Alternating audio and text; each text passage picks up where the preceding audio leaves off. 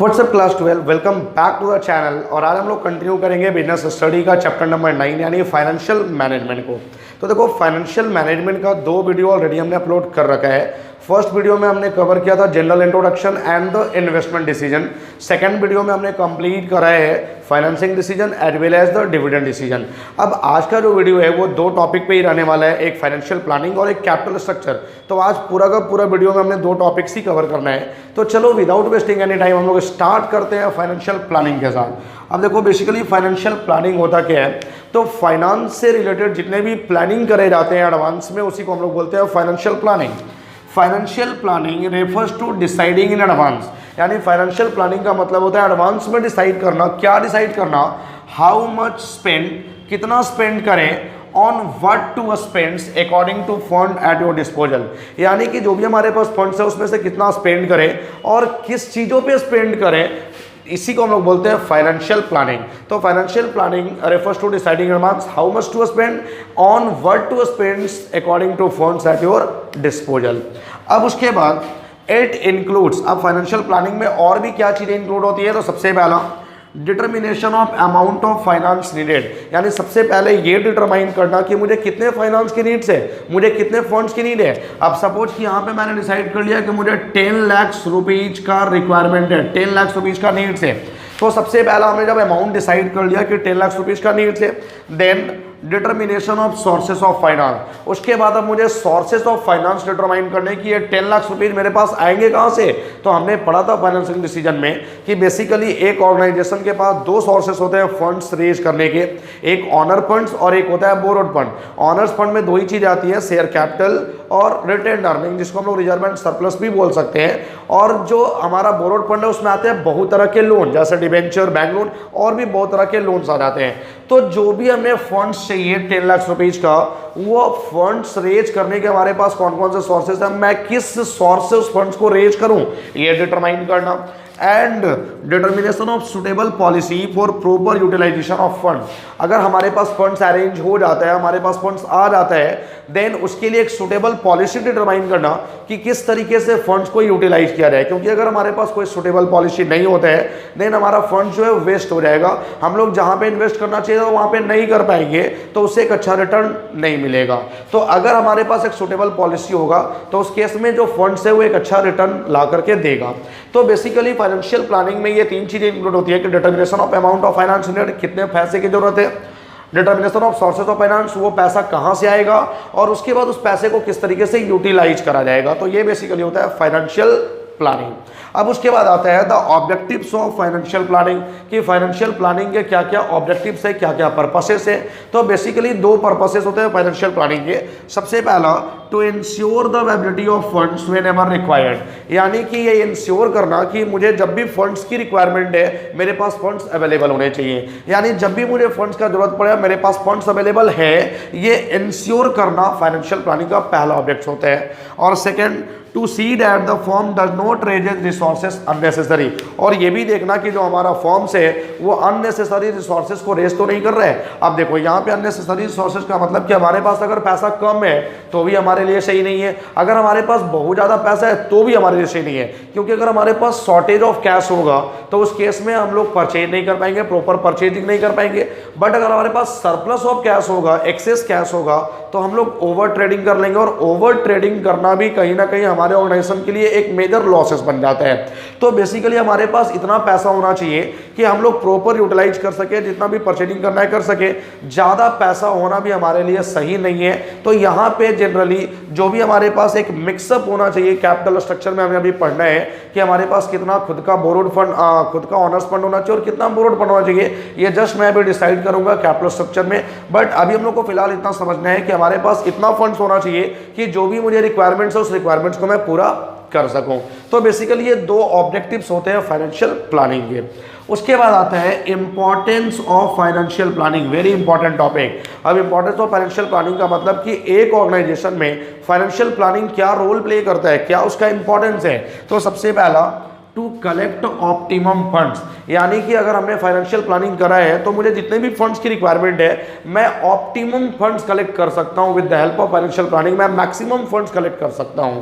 Next, help in investing the right product. अब ये केवल फंड्स कलेक्ट करना ही नहीं होता है, अगर हमने अपना फंड्स कलेक्ट करा है तो बेसिकली उसको राइट प्रोडक्ट में इन्वेस्ट करने में भी हमारा हेल्प करता है कि कहीं ऐसे जगह इन्वेस्ट किया जाए, किसी ऐसे प्रोडक्ट में इन्वेस्ट किया जाए जहां से मुझे मैक्सिमम रिटर्न मिल पाए। मैंने पढ़ा था, मैंने आपको पढ़ाया था जस्ट इन्वेस्टिंग डिसीजन में कि बेसिकली ये डिसाइड किया जाता है कि जो भी हमारे पास फंड्स अवेलेबल उसको कौन से प्रोडक्ट में इन्वेस्ट करें, किसी ऐसे प्रोडक्ट में इन्वेस्ट करना है जहां से मुझे एक मैक्सिमम रिटर्न मिल पाए। तो एक अच्छे प्रोडक्ट्स में इन्वेस्ट करने में भी कहीं ना कहीं फाइनेंशियल प्लानिंग हमारा हेल्प करता है। नेक्स्ट है हमारे पास help in proper utilisation of funds. अब बेसिकली केवल अच्छे प्रोडक्ट में इन्वेस्ट करना, राइट प्रोडक्ट में इन्वेस्ट करना ही सफिशिएंट नहीं है, साथ में मुझे ये भी बताता है कि मेरा फंड्स जहां पे इन्वेस्ट होना चाहिए था वहां पे इन्वेस्ट हुआ है या नहीं हुआ है, जहां से मुझे जितना रिटर्न मिलना चाहिए था उतना रिटर्न मिल रहा है या नहीं मिल रहा है। तो बेसिकली ये हेल्प करता है प्रॉपर यूटिलाइजेशन ऑफ फंड्स।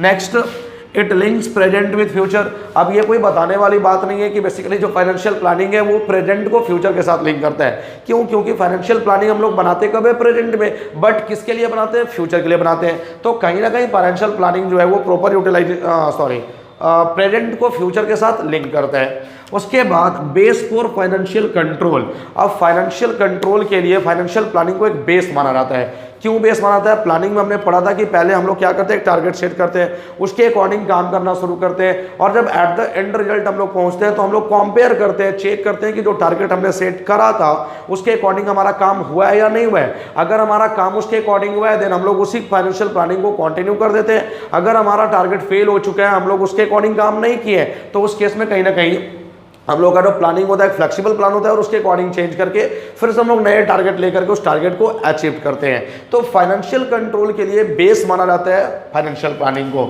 और last, help in avoid the business shocks and surprises.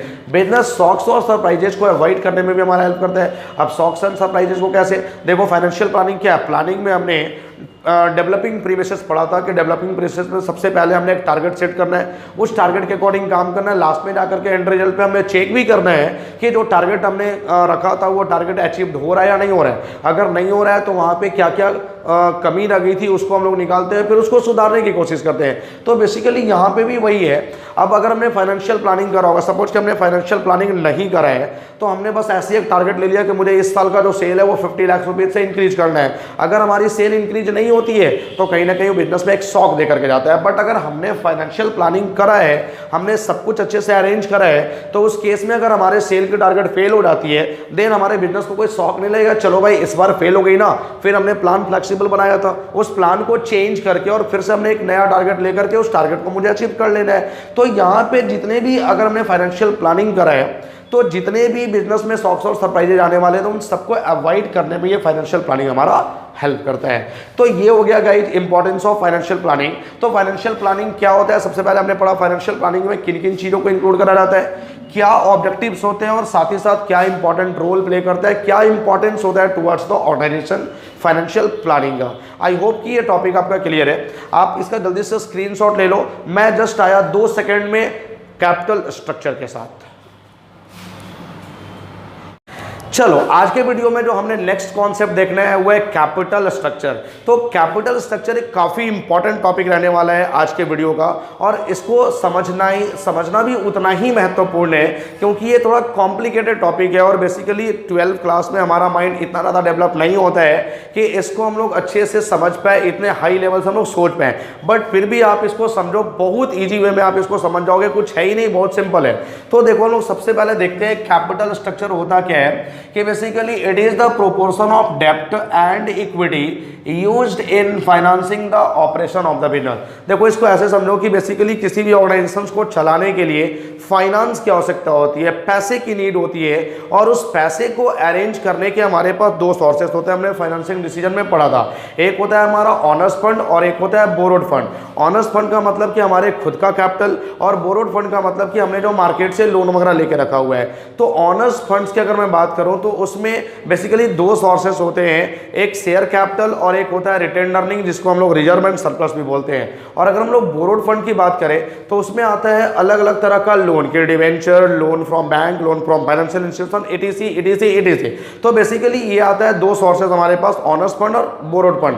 अब यहाँ पे अगर हम लोग बात करें कि क्या कोई भी कंपनी पूरा का पूरा ऑनर्स फंड से बन सकती है, या फिर कोई भी कंपनी पूरा का पूरा बोरोड फंड से बन सकती है, यानी कोई भी कंपनी पूरा का पूरा इक्विटी से बना सकते हैं, या कोई भी कंपनी पूरा का पूरा डेब्ट से बना सकते हैं। तो जवाब होता है हाँ, बना सकते हैं। बट अगर ये पूछा जाए कि क्या पूरा का पूरा इक्विटी से कंपनी बनाना या पूरा का पूरा डेब्ट से कंपनी बनाना कंपनी का पोजीशन सही होगा, तो जवाब है ना।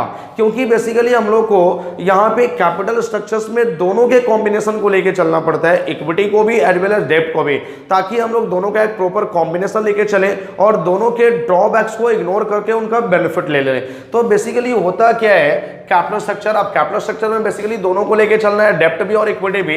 तो जो डेब्ट होता है ये मोर रिस्की होता है, more risky but less costly होता है। लेकिन अगर हम बात करें इक्विटी की तो ये लेस रिस्की होता है बट मोर कॉस्टली होता है। तो इस केस में अगर हम लोग कैपिटल स्ट्रक्चर की बात करें तो दोनों कैपिटल स्ट्रक्चर का मतलब कि एक इक्विटी और डेब्ट का प्रॉपर कॉम्बिनेशन जिसमें हम लोग दोनों का बेनिफिट लेते हुए कंपनी का कैपिटल स्ट्रक्चर डेवलप कर पाए।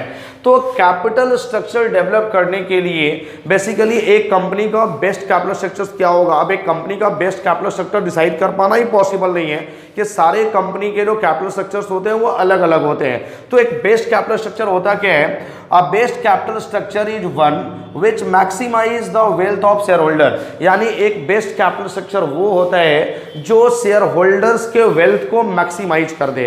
अब उसी को हम लोग बेस्ट कैपिटल स्ट्रक्चर बोलते हैं। अब बेस्ट कैपिटल स्ट्रक्चर कैसे बनाया जाए, उसको बनाने के लिए बेसिकली एक कॉन्सेप्ट डेवलप करा गया जिसको हम लोग बोलते हैं the concept of financial leverage. तो एक कंपनी एक अच्छा कैपिटल स्ट्रक्चर डेवलप करने के लिए कॉन्सेप्ट यूज करती है फाइनेंशियल लिवरेज का। Generally company uses the concepts of financial leverage to set up the capital structure. अब कैपिटल स्ट्रक्चर को अगर सेट करना है तो एक कंपनी फाइनेंशियल लिवरेज के कॉन्सेप्ट्स को यूज करती है। फाइनेंशियल लिवरेज का कॉन्सेप्ट है क्या, सबसे पहले ये देखो, it refers to the proportion of डेब्ट in overall capital of the company, कि कंपनी के पास जितने भी कैपिटल है उस ओवरऑल कैपिटल में डेब्ट कितना है, उसी को हम लोग बोलते हैं फाइनेंशियल लिवरेज। यानी फाइनेंशियल लिवरेज एक डेब्ट बेस्ड कॉन्सेप्ट होता है जो इक्विटी को जस्ट इग्नोर करता है, डेब्ट को कंसीडर करके चलता है कि ओवरऑल कैपिटल में डेब्ट कितना होना चाहिए और डेब्ट कितना नहीं होना चाहिए, बस इसको कंसीडर करता है। इक्विटी शेयर को जस्ट ये इग्नोर करता है। तो फाइनेंशियल लिवरेज की बात करें तो डेब्ट बाय इक्विटी, डेब्ट बाय इक्विटी का मतलब यहाँ पे डेब्ट डिवाइडेड बाय ओवरऑल इक्विटी होता है। अच्छा, अब उसके बाद ये फाइनेंशियल लिवरेज का कॉन्सेप्ट है, ये डेब्ट को क्यों इंक्लूड करता है। डेब्ट increases the earning because it is a cheaper source of finance. डेब्ट जो होता है वो शेयर होल्डर्स के अर्निंग को बढ़ा देता है क्योंकि ये एक सबसे सस्ता चीपर सोर्स ऑफ फाइनेंस होता है। इवन आप इसको चीपेस्ट सोर्स ऑफ फाइनेंस भी बोल सकते हो कि सबसे सस्ता जो सोर्स ऑफ फाइनेंस होता है वो डेब्ट होता है। अब उसके बाद डेब्ट इंक्रीजेज अर्निंग, डेब्ट अर्निंग को बढ़ाएगा ओनली इफ, तभी तक बढ़ाएगा जब return on investment greater than the rate of interest. यानी डेब्ट इंक्रीज करता है हमारे अर्निंग को, हमारे वेल्थ को, लेकिन तभी तक इंक्रीज करता है जब तक रिटर्न ऑन इन्वेस्टमेंट ग्रेटर है रेट ऑफ इंटरेस्ट से। तो यहाँ पे बेसिकली अगर हम लोग बात करें कि जो हमारा रिटर्न ऑन इन्वेस्टमेंट है वो 15% का है और रेट ऑफ इंटरेस्ट जो है ये 7% का है, यानी हमने जो इनकम कमा रखा है वो 15% का है और हमने जो लोन ले रखा है उस पर हमने इंटरेस्ट पे करना है 7%। तो जो रिटर्न ऑन इन्वेस्टमेंट है, मेरी इनकम ज़्यादा है मेरे एक्सपेंसेस से, तो तब तक यानी फाइनेंशियल लिवरेज क्या बोलते हैं कि आप डेब्ट को तभी तक इंक्लूड करना जब तक आपका रिटर्न ऑन इन्वेस्टमेंट ज़्यादा है रेट ऑफ इंटरेस्ट से।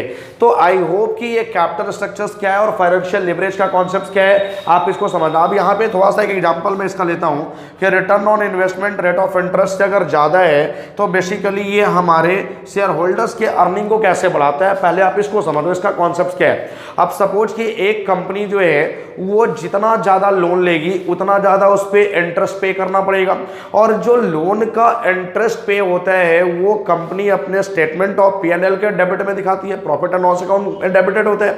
तो जब आप प्रॉफिट एंड लॉस अकाउंट में उसको डेबिटेड करोगे आपका खर्चा बढ़ेगा, और जब खर्चा बढ़ेगा तो प्रॉफिट उतना ही कम होकर के आएगा। अब जब प्रॉफिट आपका कम होकर के आएगा तो आपको आपकी इनकम कम होगी, आपको उस इनकम पे जो इनकम टैक्स पे करना होता है वो इनकम टैक्स भी कम पे करना पड़ेगा। अब अगर आप इनकम टैक्स सेव करते हो, इनकम टैक्स को बचाते हो, तो वही यानी कि जो इनकम टैक्स आपको पे करना था वो इनकम टैक्स आपने सेव कर लिया ज्यादा खर्चा दिखा करके, तो वही प्रॉफिट्स आप between the share holder distribute करोगे एज अ डिविडेंड, तो शेयर होल्डर्स का अर्निंग बढ़ेगा कि नहीं बढ़ेगा। तो जितना ज्यादा आप इंटरेस्ट पे करोगे अपने डेप्ट पे उतना प्रॉफिट कम आएगा, और वो प्रॉफिट्स हम शेयर होल्डर्स के बीच में डिस्ट्रीब्यूट कर देते हैं जिससे शेयर होल्डर्स का अर्निंग बढ़ जाता है। तो जब जब डेप्ट इंक्लूड करेंगे शेयर होल्डर्स का अर्निंग बढ़ेगा, लेकिन तभी तक डेप्ट इंक्लूड करना हमारे लिए सही है जब तक हमारा रिटर्न ऑन इन्वेस्टमेंट ग्रेटर है रेट ऑफ इंटरेस्ट से। अगर यहाँ पे बाय द वे कि हम रिटर्न ऑन इन्वेस्टमेंट ले रहे हैं 10% और जो इंटरेस्ट डेप्ट पे करना है वो 15% है, तो इस केस में हमारे लिए डेप्ट से कैपिटल बनाना सही नहीं है, वहां पे लॉस में ही जाओगे।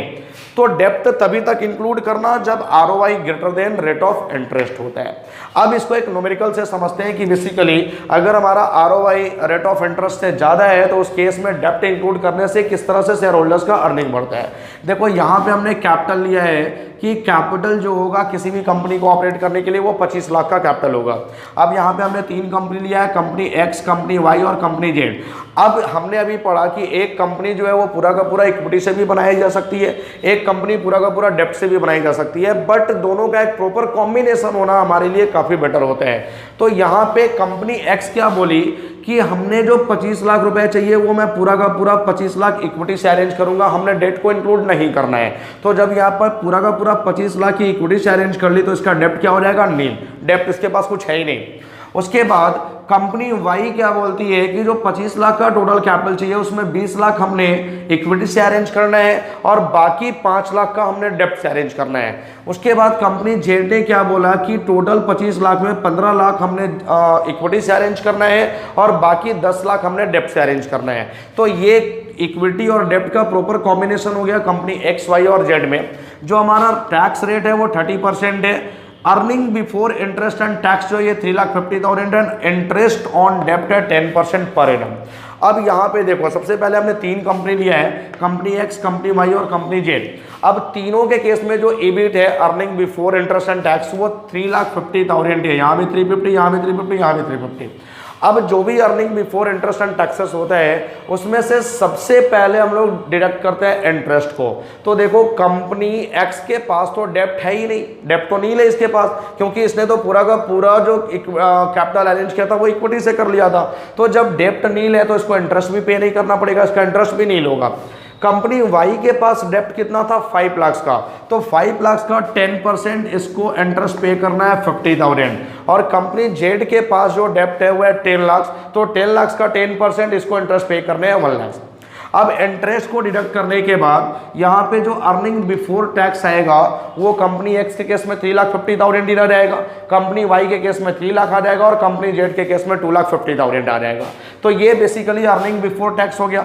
अब जो अर्निंग बिफोर टैक्स आया उसमें से हमने माइनस करना है टैक्स। तो टैक्स का जो रेट है वो कितना परसेंट है, 30% तीनों ही कंपनी के केस में। तो देखो जो भी अर्निंग बिफोर टैक्स आया उसका 30% हमने रिड्यूस करना है एज अ टैक्स। तो 3,50,000 का 30% कितना होता है 1,05,000। अब 1,05,000 हमने रिड्यूस करा यहाँ पे एज अ टैक्स। 3 लाख का 30% होता है 90,000 और 2,50,000 का 30% होता है 75,000। तो जैसे ही हमने टैक्स को रिड्यूस करा तो यहाँ पे मुझे मिला अर्निंग आफ्टर टैक्स, ये अर्निंग आफ्टर टैक्स हो गया। तो अर्निंग आफ्टर टैक्स क्या है, 350 माइनस 1,05,000 2,45,000, 3 लाख माइनस 90,000 2,10,000 और 2,50,000 माइनस 75,000 1,75,000। अब आप यहाँ से भी चेक कर सकते हो कि बेसिकली यहाँ पे जो अर्निंग है वो अर्निंग तो एक्स का सबसे ज़्यादा दिख रहा है कि सबसे ज़्यादा अर्निंग 2,45,000 एक्स का है, जबकि एक्स के पास कोई भी डेट नहीं था। उसके बाद अर्निंग है वाई का, जबकि वाई के पास डेट कम था और सबसे ज़्यादा डेट किसके पास था, जेड के पास, इसका अर्निंग सबसे कम दिख रहा है। तो यहाँ से आप ये भी तो देखो कि इसने 2,45,000 अर्न जरूर किया है, लेकिन इसके पास जो नंबर ऑफ शेयर होल्डर्स है number of share holders 25 lakh और एक शेयर का प्राइस था 10, तो 25 लाख डिवाइडेड बाई 10 अगर करते हो तो यहाँ पे नंबर ऑफ शेयर आ जाएगा 2,50,000 और ये 20 लाख डिवाइडेड बाई 10 करोगे तो नंबर ऑफ शेयर आ जाएगा 2 लाख और 15 लाख डिवाइडेड बाई 10 करोगे तो नंबर ऑफ शेयर आ जाएगा 1,50,000। तो इसका अर्निंग ज़्यादा जरूर दिख रहा है बट इसके पास नंबर ऑफ शेयर होल्डर्स भी तो बहुत ज़्यादा है, 2.5 लाख शेयर होल्डर्स के बीच में ये अर्निंग को डिस्ट्रीब्यूट करना है तो उसका अर्निंग कम आएगा। ये 2,10,000 जो वाई कंपनी का अर्निंग है ये 2 लाख शेयर होल्डर्स के बीच डिस्ट्रीब्यूट करना है और कंपनी जेड का जो अर्निंग है 1,75,000 ये 1,50,000 शेयर होल्डर्स के बीच डिस्ट्रीब्यूट करना है। तो यहाँ पे इसको ऐसे समझो कि सबसे पहले आप तीनों ही कंपनी का निकालो अर्निंग पर शेयर कि पर शेयर अर्निंग क्या हो रहा है। तो अर्निंग पर शेयर का जो फॉर्मूला होता है वो होता है earning after tax divided by number of shares. तो earning after tax X company का था 2,50,000 और नंबर ऑफ शेयर था 2,45,000 था अर्निंग आफ्टर टैक्स और नंबर ऑफ शेयर है 2,50,000 तो इसकी अर्निंग पर शेयर आ जाएगी 0.98। इसी तरह से कंपनी वाई का जो अर्निंग आफ्टर टैक्स था वो 2,10,000 था और इसका जो नंबर ऑफ शेयर है वो है 2 लाख, तो 2,10,000 अपॉन 2 लाख 1.05 इसका अर्निंग पर शेयर आ गया। कंपनी जेड का जो अर्निंग आफ्टर टैक्स था वो 175 था और नंबर ऑफ शेयर है 150, तो 175 अपॉन 150 इसका जो अर्निंग पर शेयर आया वो 1.17 आया। तो अब आप चेक करो कि कंपनी एक्स ने डेप्ट को इंक्लूड ही नहीं करा था, इसके पास डेप्ट था ही नहीं तो इसका अर्निंग भी सबसे कम है। अब कंपनी वाई ने डेप्ट रखा 5 लाख यानी कि बढ़ा दिया तो इसका अर्निंग भी बढ़ गया, 0.98 का था इसका 1.05 आया और सबसे ज़्यादा डेप्ट इंक्लूड करा था कंपनी जेड ने 10 लाख तो इसका अर्निंग भी चेक करो सबसे ज़्यादा दिख रहा है। तो इस केस में जैसे जैसे डेप्ट बढ़ रहा है कंपनी का अर्निंग भी बढ़ रहा है। तो डेप्ट बढ़ाने से कंपनी का अर्निंग बढ़ता है लेकिन तभी तक बढ़ता है जब तक हमारा rate of interest return on investment greater होगा रेट ऑफ इंटरेस्ट से।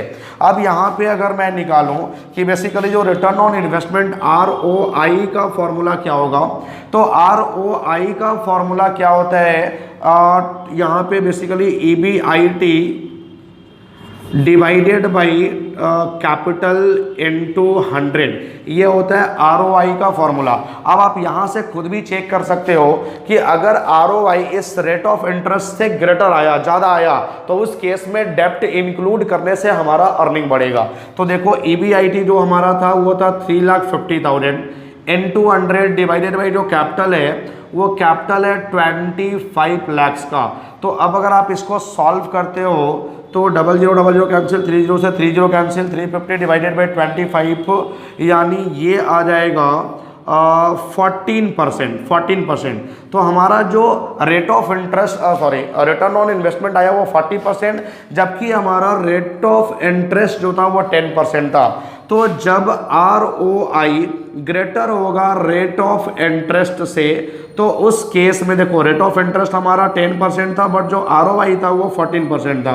तो ROI ग्रेटर हो गया ना रेट ऑफ इंटरेस्ट से, तो इस केस में डेप्ट को जितना ज़्यादा आप इंक्लूड करोगे इक्विटी शेयर होल्डर्स का अर्निंग भी उतना ही ज़्यादा बढ़ेगा। तो ये था the capital structure and the concepts of financial leverage. तो आपने ये पूरा का पूरा टेबल समझा। अगर यहाँ पे केस अपोजिट होता कि जो हमारा ROI है वो 9% होता और जो इंटरेस्ट हमने पे करना है वो 13% पे करना है, तो इस केस में अगर आप डेप्ट इंक्लूड करते हो तो आप पूरा का पूरा लॉस में ही जाने वाले हो, पूरा का पूरा लॉस में ही चले जाओगे। तो ये वाला कॉन्सेप्ट तभी फॉलो होता है, यानी कि बेसिकली जब ROI greater than rate of interest है तभी ये कॉन्सेप्ट फॉलो होता है कि आप डेप्ट को इंक्लूड करो। अगर ये वाला पॉइंट्स आ गया कि ROI कम हो गया रेट ऑफ इंटरेस्ट ज़्यादा हो गया तो उस केस में ये पूरा का पूरा कॉन्सेप्ट हमारा फेल हो जाता है, उसमें ये कॉन्सेप्ट काम नहीं करता है। तो आई होप कि ये कैपिटल स्ट्रक्चर्स आप पूरी तरह से क्लियर कर लिए। अगर किसी भी तरह का कोई डाउट होता है कमेंट सेक्शन में आप मैसेज कर दो, इमीडिएटली आपके डाउट को क्लियर करा जाएगा। और नेक्स्ट वीडियो में जो हमने टॉपिक कवर करना है वो है fixed capital, current working capital and the factors affecting the fixed capital and working capital. तो आई होप कि 1 से 2 वीडियो में वो पूरा का पूरा टॉपिक में हम लोग कवर कर लेंगे और 1 से 2 वीडियो में पूरा का पूरा चैप्टर भी कंप्लीट हो जाएगा। तब तक आप इसका प्रॉपर रिवीजन भी स्टार्ट कर दो और किसी भी तरह का कोई प्रॉब्लम्स हो आप इमीडिएटली कमेंट सेक्शन में मैसेज करो। Thank you.